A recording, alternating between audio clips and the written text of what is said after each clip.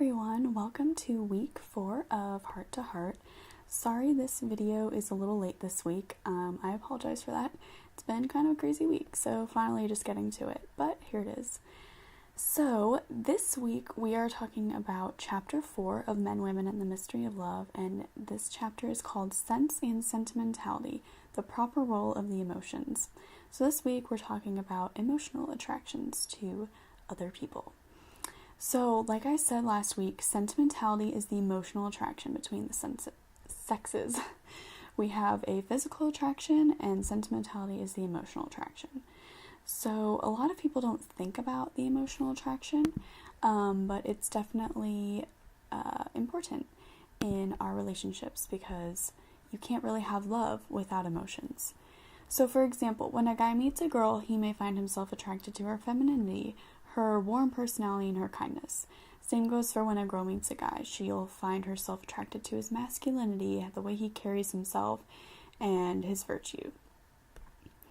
But just like sensuality, sentimentality can lead to authentic love, and it can also enslave us, just the way sensuality can. So it's a good thing and a bad thing, depending on the way that you use it in your, not use it in your life, but like the way you practice it in your life.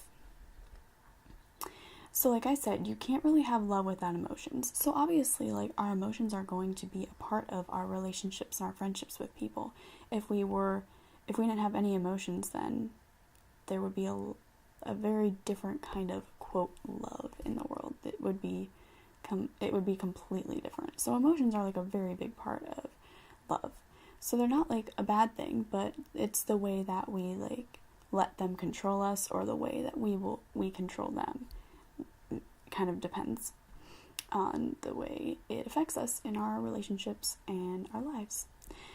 So emotions can enrich our relationships and give us a deeper experience of union with the other person. So that's why they're good. They're helping us unite ourselves with another person. But the bad thing is when people think of love only in terms of feelings, when they just let their emotions and feelings control them, and they don't really have a love beyond that.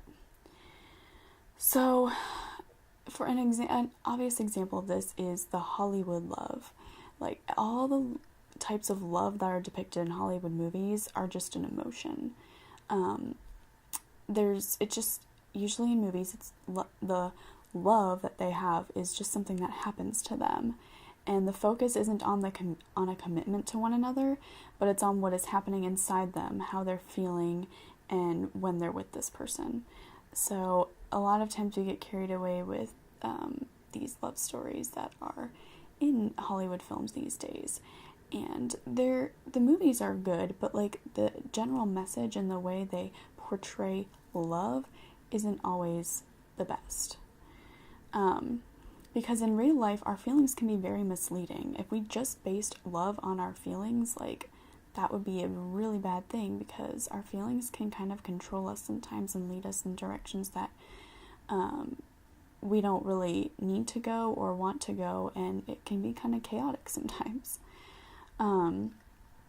So John Paul II says that feelings themselves are blind because they are not concerned with knowing the truth about the other person. So again, the emotions have to be supplemented with other acts of love. It can't just be the emotions themselves. And sentimentality may hinder our ability to know the person the way he or she really is. So John Paul II says that when a person is sentimentally committed to another person, the value of the person grows out of proportion to his or her real value. So therefore we idealize people when we just base our love on emotion. We exaggerate the value of that person, and we idealize them, basically. So we project the way we feel about them onto them, and that makes us think that that's actually who they are, but it isn't always. So that's how, like, letting your emotions control you in relationships especially can be very dangerous. we can end up loving the ideal values that we have projected on the person instead of loving the person themselves. So it really like can destroy a relationship. So couples may use each other for the emotional pleasure that they derive from this idealization, which is really bad because that's going back into utilitarianism, which we talked about in week 1, which can be detrimental to relationships if it's just based on a utilitarian friendship. So I'm going to show you this C.S. Lewis quote, and I just want you to read through it and really think about like what he's saying and what it means to you. And then we'll come back and I'll talk a little bit more.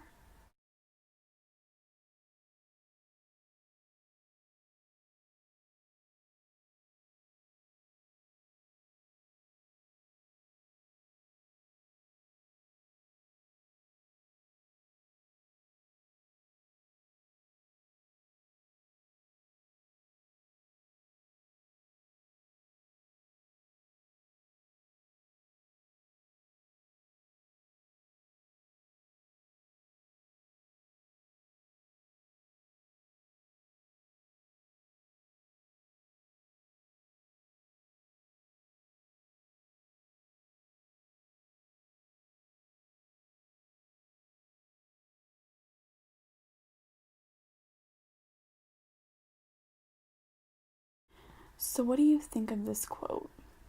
Does it change the way you view being in love and love itself? Did you know that being in love and love are two different things? Well, they are. Being in love is a feeling, and it first moves a man and a woman towards the promise of fidelity, which is faithfulness to each other. And this is the explosion that starts love. But love itself is very different than just being in love. Love is not merely a feeling. It is a deep unity maintained by the will and deliberately strengthened by habit. In Christian marriages, it is reinforced by the grace that both parents ask and receive from God.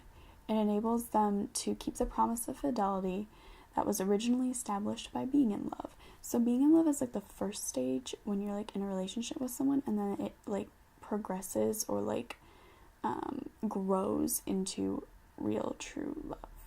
So being in love isn't bad, but if that's like all your relationship is, and it doesn't like mature into like a real authentic love, then that's when it can be dangerous. So this was a little bit shorter this week, which I'm sure you guys are all excited about. But yeah, so just remember that like if you base your relationships and friendships on just emotions, it's gonna be you're gonna be a little bit let down when things don't happen the way you feel they should or the way they ought to be. And sentimentality is a very good thing because obviously you can't have love without emotions. We're emotionally attracted to people on for a reason. That's not just a mistake.